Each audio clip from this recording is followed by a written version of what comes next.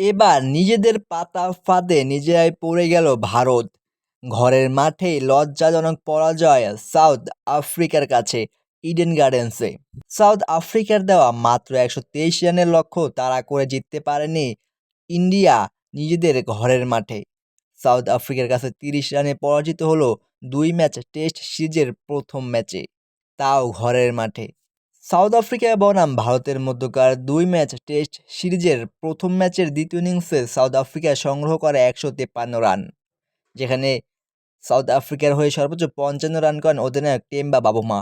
এবং south Africa ১৫৩ run করলেও ইন্ডিয়ার বিপক্ষে টার্গেট দ্বারা ১২৩ রান। সাউথ আফ্রিকা ১৫৩ রানে অল আউট হলে সেখানে ভারতের হয়ে সর্বোচ্চ ৪ উইকেট শিকার করেন রবীন্দ্র জাদেজা। এবং সাউথ আফ্রিকার দেওয়া ১২৩ রানের লক্ষ্য তাড়া করতে নেমে ভারত তাদের দ্বিতীয় ইনিংসে মাত্র ৯৩ রানেই অল আউট হয়ে যায় এবং ৩০ রানের ব্যবধানে তারা পরাজিত হয় আফ্রিকার কাছে, যেখানে ভারতের হয়ে সর্বোচ্চ ৩১ রান করেন ওয়াশিংটন সুন্দর এবং ২৬ রান করেন অক্সর প্যাটেল।